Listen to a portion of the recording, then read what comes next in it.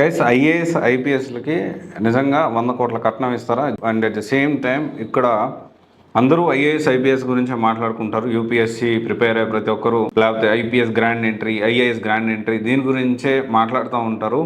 But ఇక్కడ ఏంటంటే దాదాపు 24 సర్వీసెస్ ఉన్నాయి. మన తెలుగు వాళ్ళకి ఎంతమంది ఐఏఎస్లు అవుతున్నారు ఎవ్రీ ఇయర్, ఎంతమంది ఐపీఎస్లు అవుతున్నారు? అండ్ అంటే జనరల్గా ఏంటి అంటే చాలా తక్కువ మంది మాత్రమే ఐఏఎస్లు ఐపీఎస్లు అవుతూ ఉన్నారు. ఈ ఇయర్ అయితే ఇంకా చాలా తక్కువ ఉండొచ్చు. ఎందుకంటే 24-25కి సంబంధించి దాదాపు ఒక 60-70 ర్యాంక్స్ వచ్చాయి అనుకుంటే, మోస్ట్లీ 100 లోపల మన తెలుగు వారికి కనీసం 10 ర్యాంకులు కాదు కదా, ఒక 4 ర్యాంకులు ఏమో వచ్చినాయి. సో కరెక్ట్ మీ ఫ్యామ్ రాంగ్. అండ్ ఎందుకు ఈ మాట మాట్లాడుతున్నాం అంటే, అందరూ కూడా ఐఏఎస్ ఐపీఎస్ గురించే మాట్లాడుకుంటారు జనరల్లీ. దీంతో పాటు అండ్ ఇంకోటి కూడా నేను చెప్తాను, యూపీఎస్సీలో ఐఏఎస్ ఐపీఎస్ తర్వాత ఎక్కువ మంది ప్రిఫర్ చేసేది ఏంటి, ఎందుకు ప్రిఫర్ చేస్తున్నారు, దాని బెనిఫిట్స్ ఏంటి, అదంతా కూడా ఈ వీడియోలో మనం మాట్లాడుకునే ప్రయత్నం చేద్దాము. సో ఫస్ట్ ఆఫ్ ఆల్, ఈ ఐఏఎస్ ఐపీఎల్ 100 కోట్లు ఇస్తారా లేదా అనే దాని గురించి మాట్లాడుకునే ముందు, ఐఏఎస్ ఐపీఎస్ తర్వాత యూపీఎస్సీ ప్రిపేర్ అయ్యే ప్రతి ఒక్కరు ఎక్కువగా దేనికి ప్రిఫరెన్స్ ఇస్తారు అనే దానికి మనం చూస్తే, టోటల్ 24 సివిల్ సర్వీసెస్ ఉన్నాయి.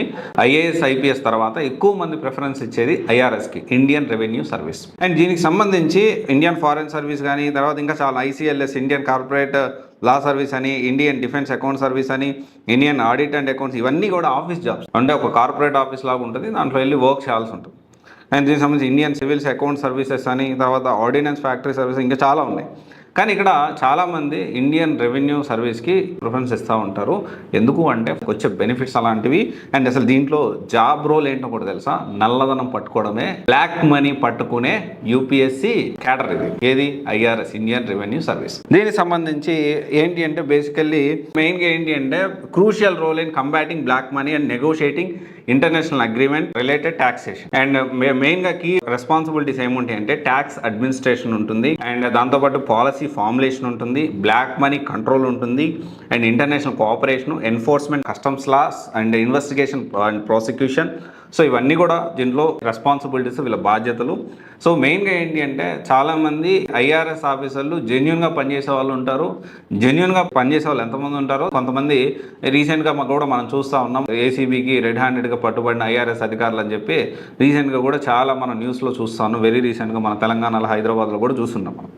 అండ్ దీనికి సంబంధించి మెయిన్గా ఏంటి అంటే వీళ్ళకి ఇచ్చే బెనిఫిట్స్ ఏంటో మనం చూస్తే, హౌస్ రెంట్ ఇస్తారు, డిఎల్ ఇస్తారు, and medical reimbursement, leave travel concession, education allowance పిల్లలకి, అఫీషియల్ వెహికల్ ఇస్తారు, గవర్నమెంట్ అకామిడేషన్ ఇస్తారు. ఒకవేళ గవర్నమెంట్ అకామిడేషన్ అక్కడ మనకి లేదు అనుకుంటే, మనకి దానికి సంబంధించిన ఇంటి రెంట్ కూడా ప్రొవైడ్ చేస్తారు. ఇదర్ అదే హౌస్ రెంట్ అన్న ఇస్తారు, లేదా అకామిడేషన్ అన్న ఇస్తారు. దీంతో పాటు ఏంటి అంటే పెన్షన్ అండ్ గ్రాట్యుటీ ఇస్తారు. ఆ తర్వాత వచ్చేసి స్పెషల్ డ్యూటీ అలవెన్స్ ఇస్తారు, స్టడీ లీవ్ ఇస్తారు. మళ్ళీ మనం చదువుకోవాలి, మళ్ళీ చాలామంది ఐఆర్ఎస్ వచ్చిన తర్వాత కూడా ఐఏఎస్ కోసం, ఐపీఎస్ కోసం ఇవ్వడానికి మళ్ళీ చదువుతూ ఉంటారు.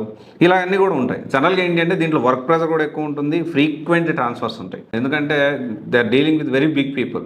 చాలా రిస్క్, హైలీ రిస్క్తో కూడుకున్న జాబ్. చాలామంది ఏమనుకుంటారంటే ఐఏఎస్ఏ ఎక్కువ రిస్క్, ఐపీఎస్ ఎక్కువ రిస్క్. వాళ్ళిద్దరికంటే ఎక్కువ రిస్క్ ఉన్నది డెఫినెట్లీ ఐఆర్ఎస్ ఉంది. ఎందుకంటే they are dealing with black money control. అంటే బ్లాక్ మనీ అని పేదోడి దగ్గర డబ్బులు ఉండవు కదా, బ్లాక్ మనీ ఎవరి దగ్గర ఉంటుంది? బాగా డబ్బులు ఉన్న వాళ్ళు ట్యాక్స్లు కట్టకుండా ఎగ్గొట్టే వాళ్ళు, బ్లాక్ మనీ ఉంటుంది వాళ్ళ దగ్గర. అంత డబ్బులు ఉన్న వాళ్ళు డెఫినెట్లీ పవర్ఫుల్ కూడా ఉంటారు, వాళ్ళు స్ట్రాంగ్గా ఉంటారు. వాళ్ళకి కూడా స్ట్రాంగ్ సిస్టమ్ అనేది ఉంటుంది. దాని నుంచి వాళ్ళు చాలామంది వాళ్ళకి సపోర్ట్ చేసే వాళ్ళు ఉంటారు సిస్టంలో కూడా. ఇలా కూడా జరుగుతూ ఉంటుంది. సరే, తర్వాత ఏది ఏమైనా చాలామంది పట్టుబడిపోతూ ఉంటారు, దట్ ఈస్ డిఫరెంట్ స్టోరీ. ఇలా ఐఆర్ఎస్ అధికారులు సిన్సియర్గా ఉంటే నాకు తెలిసి నల్లధనం అనేది ఇండియాలో ఉండనే ఉండదు. అంటే అంత సిన్సియర్గా ఉండట్లేదా అంటే, సిన్సియర్గా ఉంటున్నారు. కానీ ఏమవుతుందంటే వాళ్ళకు కూడా తెలియకుండా కొంత ప్రెషర్ కూడా క్రియేట్ చేయడం, ఇవన్నీ కూడా జరుగుతుంది. సిన్సియర్గా ఉండే వాళ్ళు ఉంటున్నారు, and at the same time దానికి సంబంధించిన పట్టుబడే అధికారులు కూడా కొంతమంది ఉన్నారు. అండ్ ఓవరాల్గా ఏంటి అంటే, ఈ ఐఏఎస్ ఐపీఎస్ తర్వాత ఎక్కువగా ఐఆర్ఎస్ అనేది చూస్ చేసుకుంటూ ఉంటారు. అండ్ దీనికి సంబంధించి ఐఏఎస్ ఐపీఎస్ఎల్కి నిజంగా 100 కోట్ల కట్నం ఇస్తారని మాట్లాడుకుంటే, సో ఎస్, మేబీ నిజమేమో అనిపిస్తూ ఉంటుంది కొన్ని సిచ్యువేషన్స్ మనం దగ్గర నుంచి చూస్తే. కానీ ఇక్కడ ఏమవుతుందంటే, వాళ్ళు జాబ్ వచ్చిన వెంటనే ఈ విధంగా 100 కోట్ల కట్నాలు, పొలిటికల్ క్యూ ఉంటుంది వాళ్ళకి వచ్చే క్యాడర్ను బట్టి.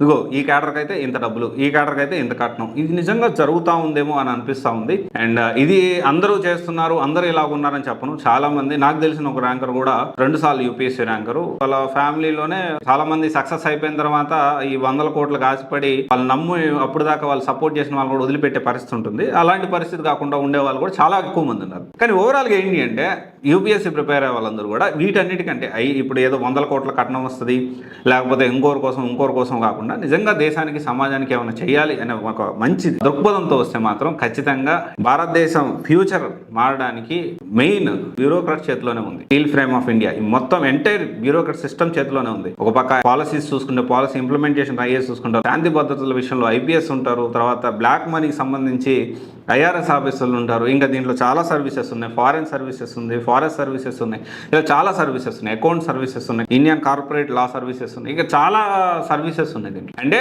మొత్తము ఫ్యూచర్ ఎలా ఉండాలో డిసైడ్ చేసేది బ్యూరోక్రాట్ 100%. వాళ్ళు సిన్సియర్గా ఉంటే దేశం భవిష్యత్తు ఇంకొక లెవెల్లో ఉంటుంది.